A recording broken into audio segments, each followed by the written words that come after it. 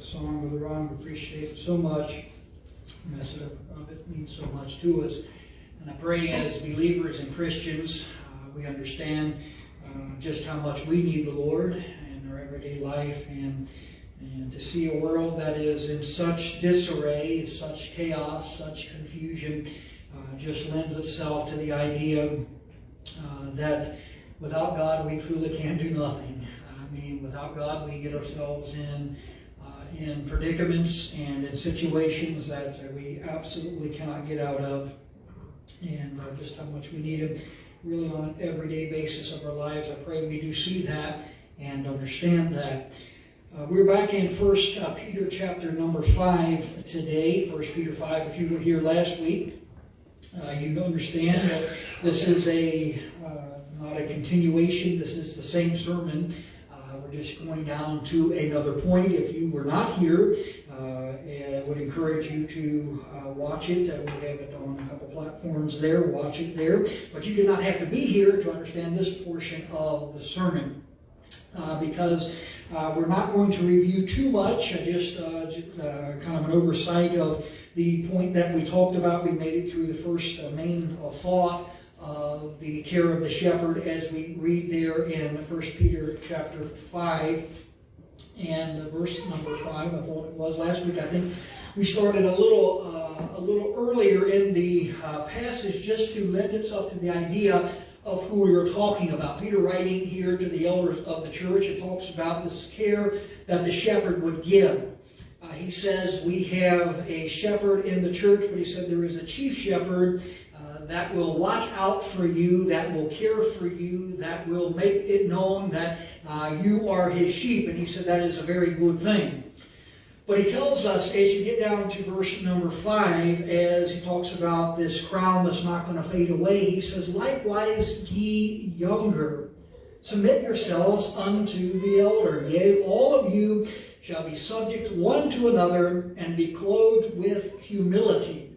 For God resisteth the proud, and giveth grace unto the humble. Humble yourselves, therefore, under the mighty hand of God, that he may exalt you in due time. And he says, casting all your care upon him, for he careth for you. And that's the idea, as the Bible gives us one of the greatest promises. I think that is really outside of the promise of salvation, that the God of all creation, the God of all gods, and King of all kings, and Lord of all lords, actually can and does care for us. And you think about the ways that God shows his care, and that's sort of the premise of the sermon. I'm going to give you today probably just one more point of it, but we might get a little further, I don't know. But last week I told you the way God expressed his care to us was through his purposes. The purposes that God revealed to them in this passage, and really in all, and I guess in retrospect to us, is he said, I will show you my purposes are sovereign. Sovereign just simply means that God is in control of it. And there are so many believers, and I don't say they're non-believers, of course, I think they are saved, but there's so many believers who think that the sovereignty of God is not here, that God is not in control of what goes on because man's will is still here. And to an essence, I guess, to a degree of essence, I would say, yes, I kind of agree with that, because man's will gets in the way of the sovereignty of God all the time, but God is still sovereign. God still has contingencies. I heard a preacher put it this way one time. I didn't like it at first. I thought it was too mean, but I understand it more and more the older I get. God has contingencies for our stupidities. We do something that is so backwards and so stupid for what we know to do, and God still has a way to make it work together for our good. And I thought, man, why would he say something like that? And then the older I get, it's in retrospect, the wiser truly you become, but sometimes the more foolish you become, because you think, I used to think I knew that. I used to think I knew how to do that or handle that or conduct myself in this situation or that situation. And we understand. Last week, I was just thinking, this just popped in my head. Last week, all three of the boys went to work with me. And I said, I thought it was going to rain, so I had a big ditch to fill in. And I said, I'm bringing the manual later. I said, I'll watch in the truck and shovel here, shovel there. But if I can use the tractor, I will. And so I brought all three of them to do it. And we got done, and it didn't take hardly any time at all. And so I was able to do it with the tractor. And I was so happy. I said, let's go. We'll go to a park. Last Saturday it was kind of nice. And I said, let's go to a park.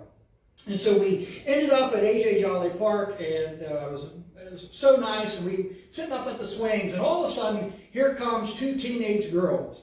I would guess them 14 or 15, and just thought they were the cat's meow, They thought they were it. They thought that they had the world by the tail. They thought they knew everything, and plopped themselves down we were swinging there on the swing, and plopped themselves down, and just talking loud so nobody could ignore them. Everybody had to hear what they were saying, and she was all telling about my boyfriend, and my boyfriend's back with my my friend's now with my ex-boyfriend, and I'm dating her ex-girlfriend, and it just on and on and on. And we go to leave, and Oliver, we get in the truck, and Oliver remember saying to me, he said, "Dad, those girls were weird. They got on my nerves, Even to see that, when you're at that age, you think you know everything, right? And not only do you think you know everything, you have to tell everybody that you know everything. Very, very few people, you know where this is going, very few people like me that is true, right? But on essence, sometimes that we think we know everything, and when we find out really how little we know, I think sometimes that's when we realize as we mature in age and the dreaded gray hair comes. The gray hair just shows, that we've lived. Sometimes, that may bother people more than others about the gray hair. And bless my wife's heart, she was trying to tell me, oh, I love the gray in your hair. I'm thinking, oh, that's so nice. She said, even in your beard, I'm thinking, what in the world? My beard is getting gray, so, that's why I shaved it off. And I think I may just go smooth baby face, right, to get that. Because, how dare you ever have gray in my beard? I'm only 23, right? All the things that we think. But we begin to see, as we progress through life and as we mature, that God's sovereignty is still there. God does so many things and works so many aspects and areas of our life. I truly believe if we would ever just stop, just plan a day or sometime in the day of the upcoming week and think about all the ways that God has shown himself in your life in the past couple of months, you'll find that God is still working miraculously in all of our lives. Because there was a statement that's made in verse number 7 that is as accurate and as true as the day it was written, and accurate and as true as the day God inspired Peter to say that and to write that down, as inspired as ever was. He said, I care for you. I want you to think for a minute. We understand this principle. And the scheme of the billions, or over 8 billion people in this world, there are very, very, very few people that care about you or me. I think if I would try to sit down and think how many people would really be affected if I were to walk out from this platform and fall over and die before I ever went home, how many people would ever really be affected by that? I hope the church would be affected, right? I hope you would mourn for me like a year, and couldn't move on. Now, I would hope that you would mourn for me, but that's limited. I would try to think out maybe 100, 200 people might be affected and maybe come to my visitation. And I would think because in all the world, only 200, a max, I would think, people would right now care if I live or die. Now that's depressing, right? I mean, that's kind of a depressing thought. 200 of the 8 or 9 billion people in the world care if I'm alive or dead. And as you dwindle it down to fewer and fewer really care, and fewer would really be affected if I lived or died. I think the church would be affected. My wife would be affected. My children would be affected. My mom would be affected. My immediate families would be affected. And that's pretty much it. I don't know. I mean, my friends would I don't have a lot of friends. My friends would say, boy, that's a shame that he died. But it wouldn't really affect their daily lives. Just think about it. The friends that you have that have passed, does it really affect your daily life? Though we might think about them. We might think of the memories we had with them. And that just goes to show you, not that we didn't care, but our limited ability to truly care about someone is just that. It is extremely limited.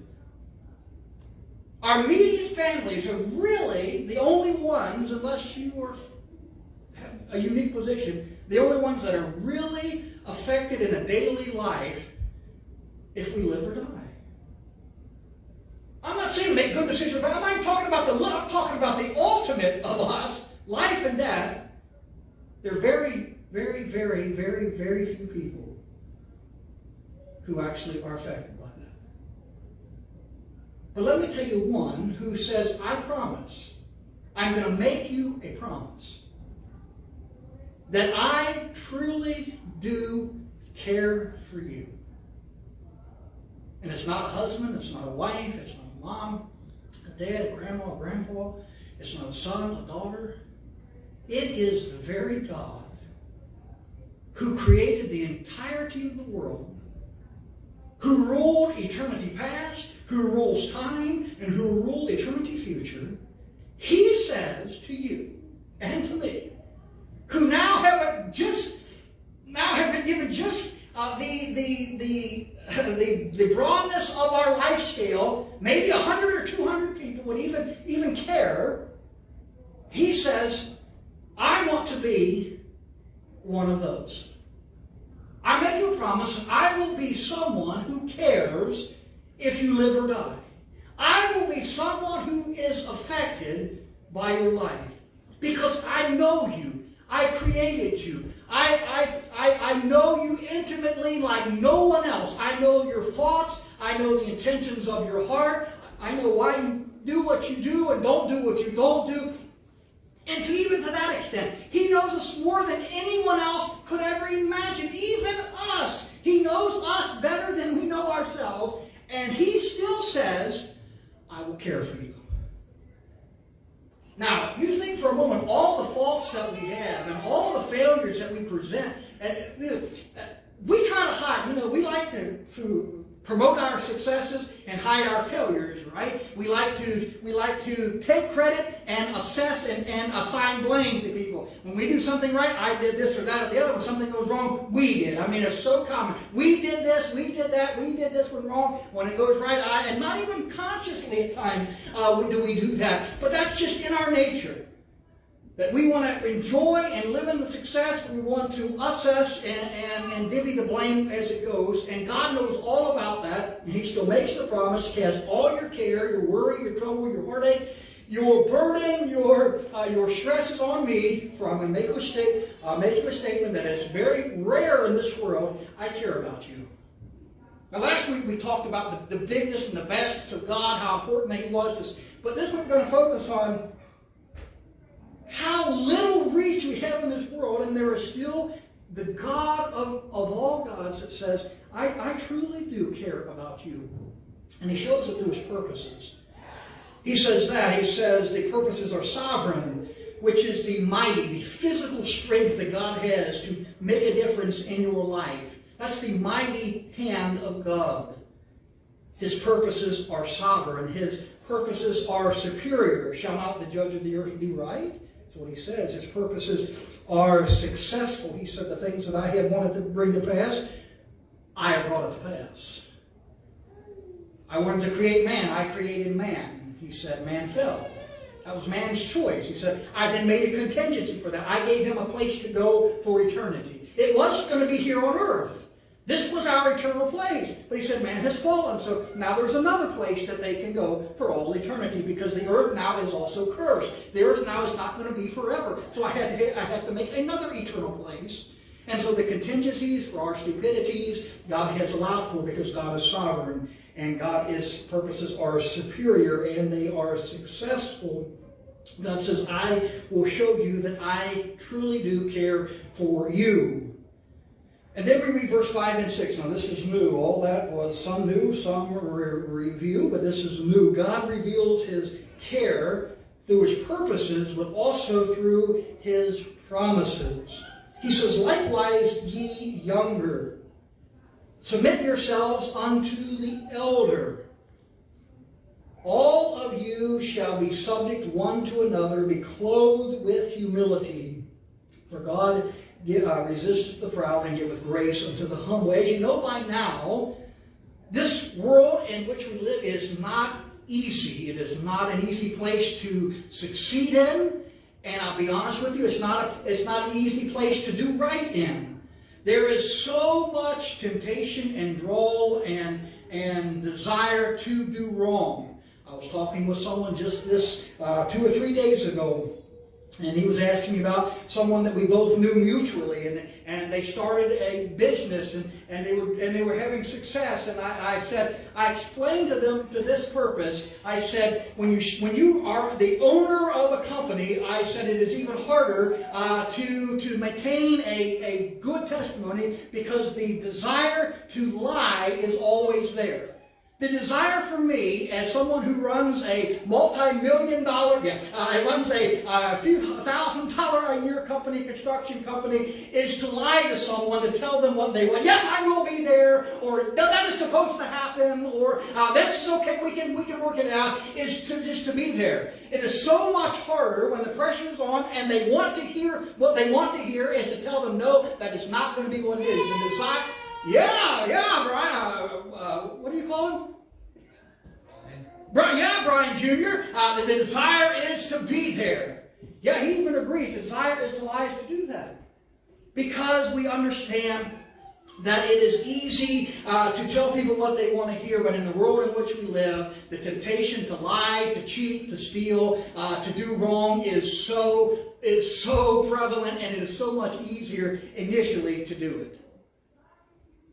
And I committed to myself, I said I will try never to put myself in a position where it's easier to lie than to tell the truth. I've been in business this July, will be 3 years. It's a lot easier to tell somebody what they want to hear than to tell them the truth. It's just a lot easier. I would like to stand and say that I have never told someone what they wanted to hear instead of telling them the truth, but it was just a white lie, right? It was just one of those little white lies. It didn't really affect anybody too much. It didn't really make much, but I understand what it is. Because this world in which we live is not an easy place.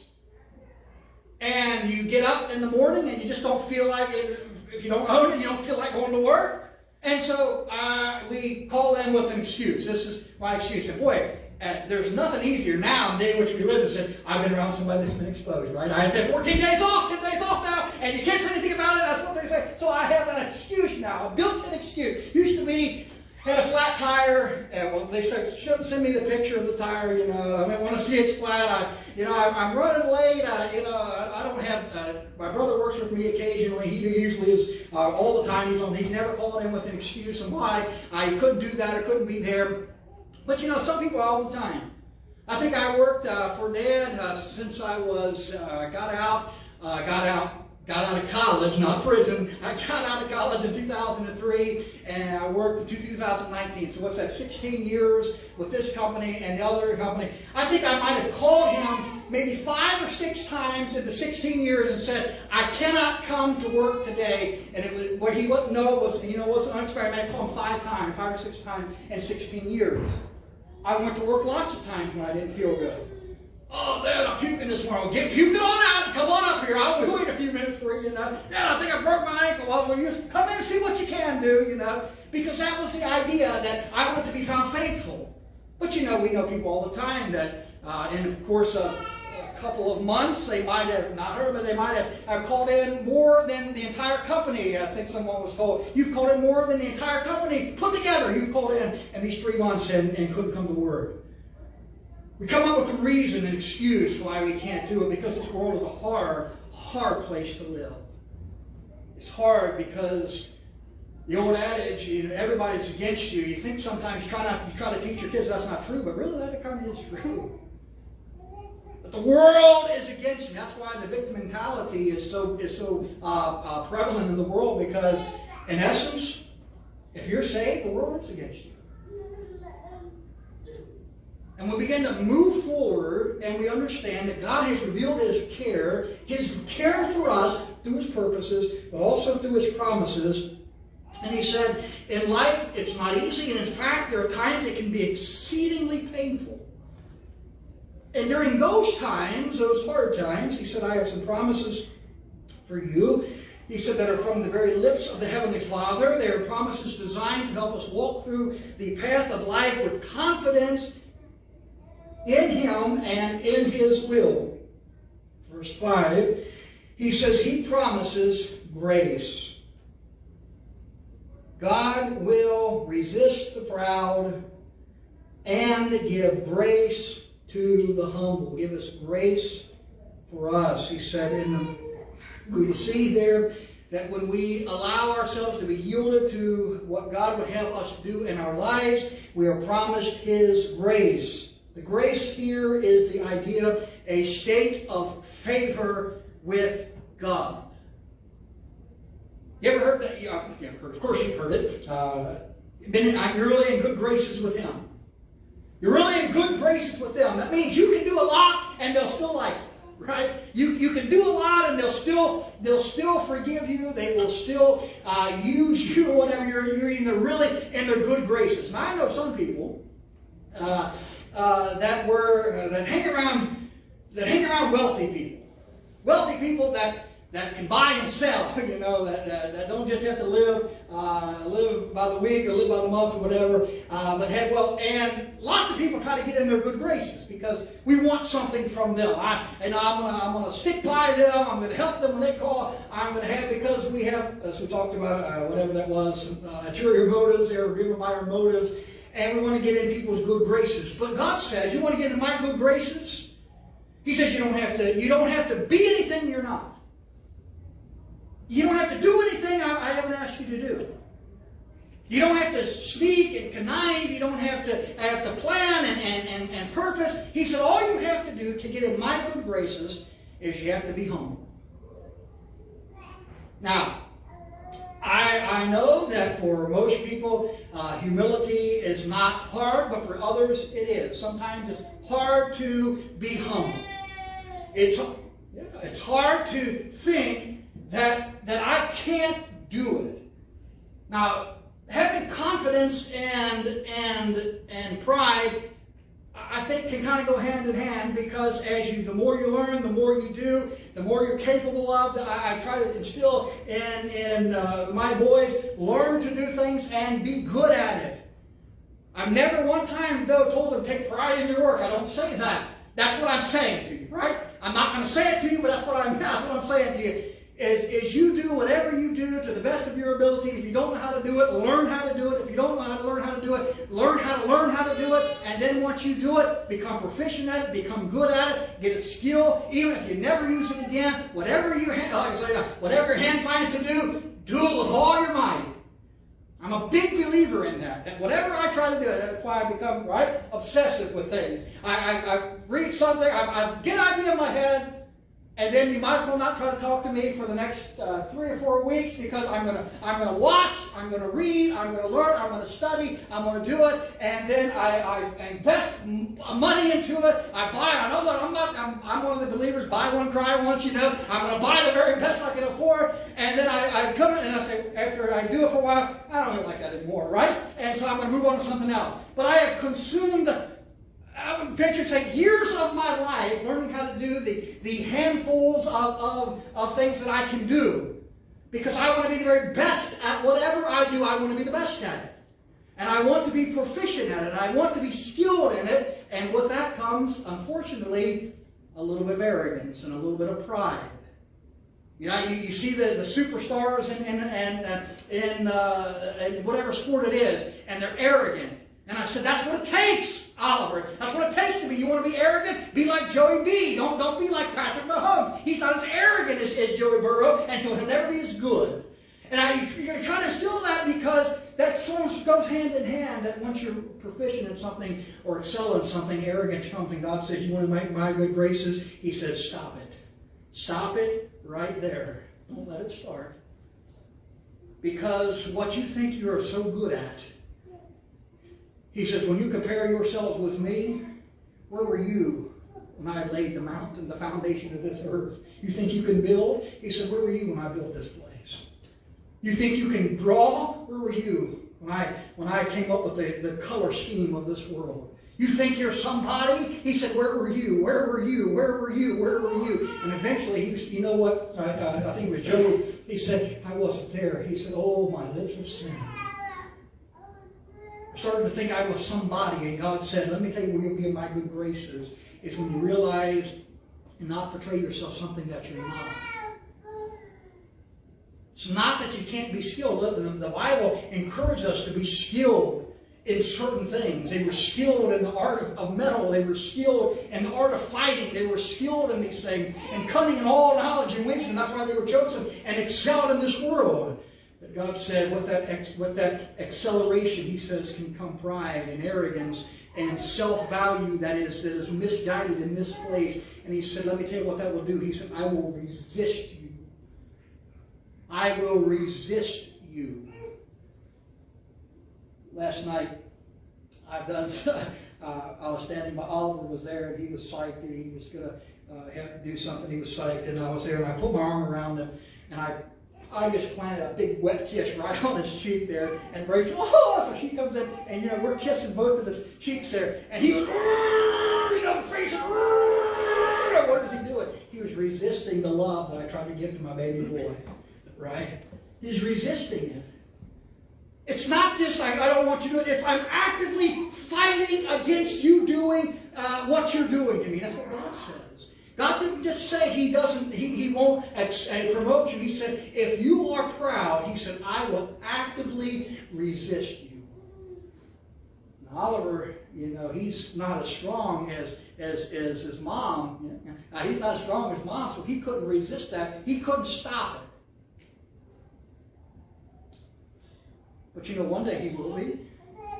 Well, one day he will be, and not want his mom to kiss him. I know he didn't want his dad to kiss him on the cheek, but one day he won't want his mom. Isn't that sad? And then one day you grow a little older, and you want it again. You want the affection and the attention of those that you love.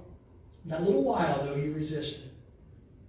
And God says, in verse number 5, He said, for God resisteth the proud. That's why He tells the younger and the elder, younger to submit yourself to the elder, elders be subject one to another, and clothe yourself in humility. Put a covering of humility on you, He says, because if you don't, God says, I will actively resist you.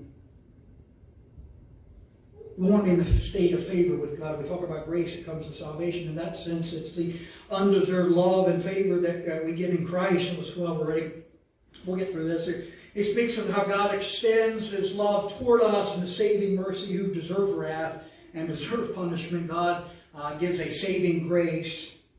We use the word grace to sometimes describe how someone carries themselves. They are very graceful.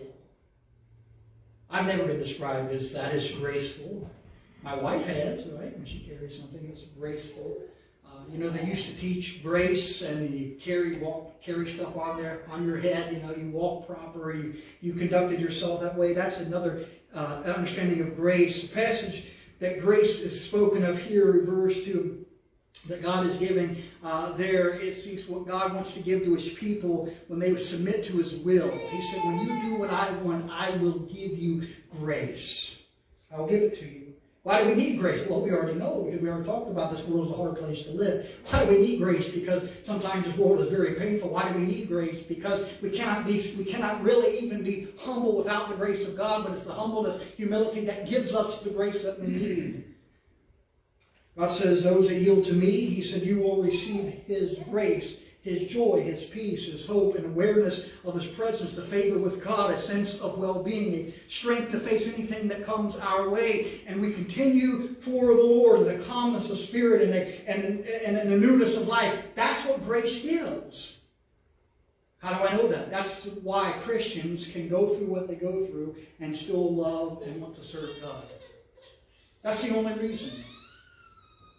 Because sometimes the world thinks that Christians never struggle. Sometimes the world thinks that Christians never face heartache or despair or discouragement. Yes, we do. Listen, we do all the time.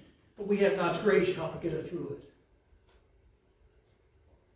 As I preached the funeral last Friday, I made the statement which I often make at funerals. I don't know how you can go through this life without God, because it is God who gives grace.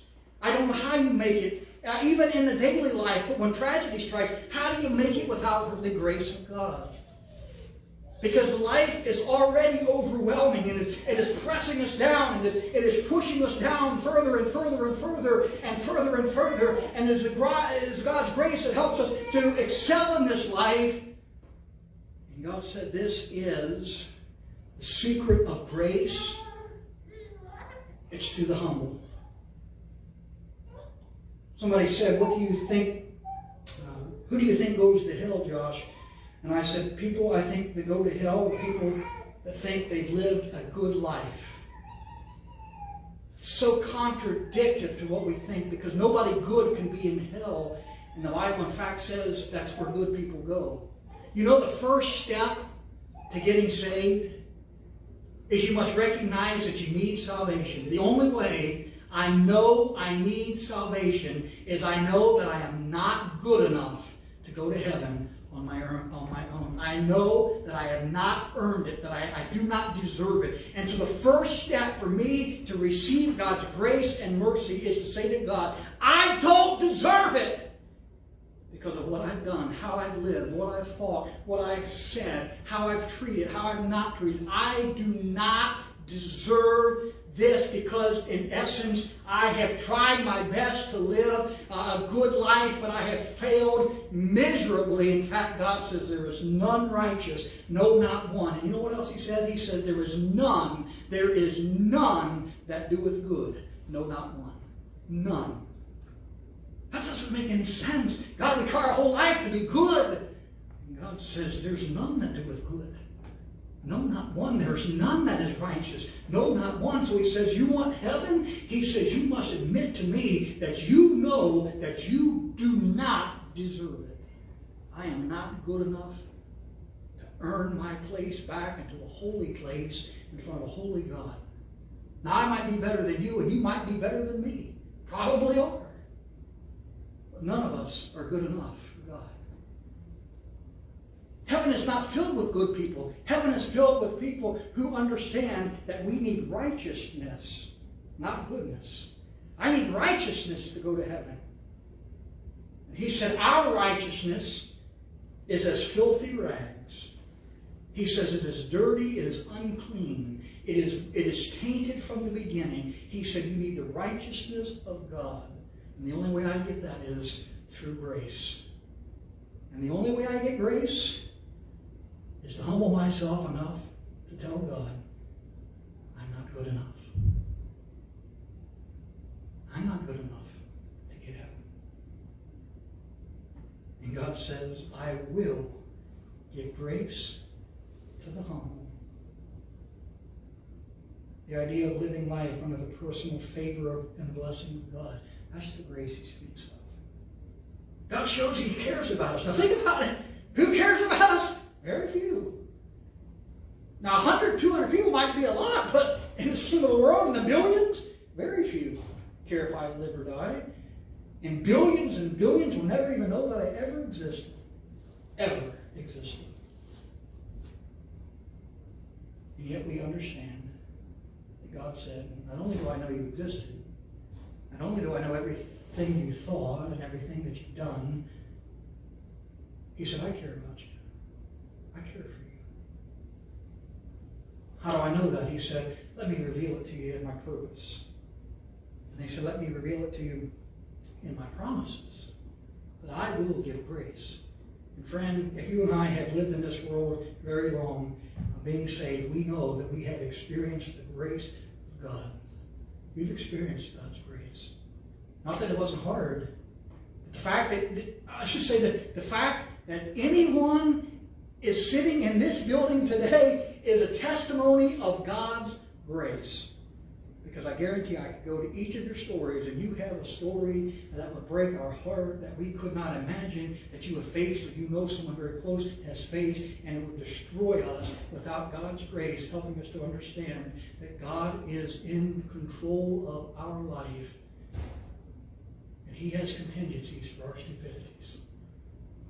In fact, I think that's why I'm going to title this sermon today, is because God's grace can overcome our stupidity. The idea that we would turn from God, we would shake a fist at God. I can earn and do it myself. And God said, let me tell you what I'm going to do. He said, not only am I not going to give you grace, He said, I'm going to resist you. I'm going to fight against you. I don't want to be there. I don't want to be there. God's grace, God's mercy, God's love. God said, I'll make you a promise. I'm going to resist the proud. I'm going to give grace to the humble. And I will care for you. I will care for you. Let's pray. Father, God bless us. Thank you again for today. For these that are here and for those that will watch and hear.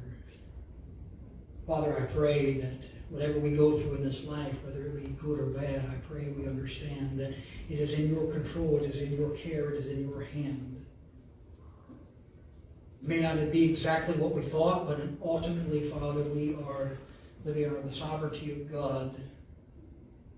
Some things you will bring to pass, and it will be the way you have intended it to be, and some things will come to pass.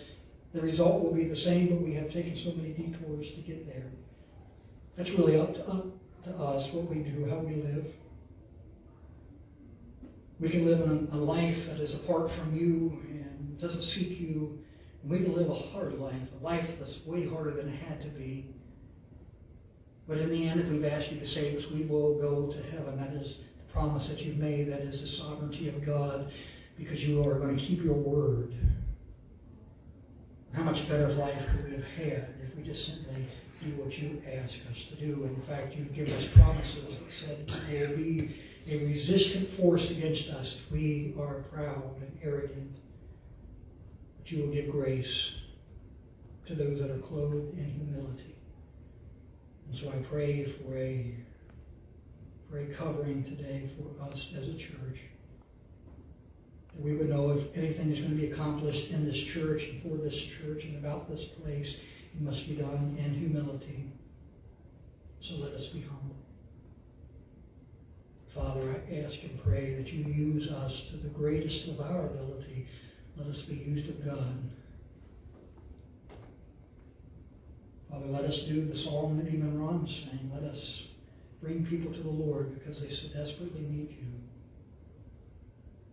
Let us do that with our word, but also let us do that with our life. Let us live in such a way that people would be having a desire to know more about you because of how we live. Let it be a testimony written upon our hearts that could speak truth to them. Father, I pray, watch over us. Give us grace and mercy. Let us be used of thee. We ask these things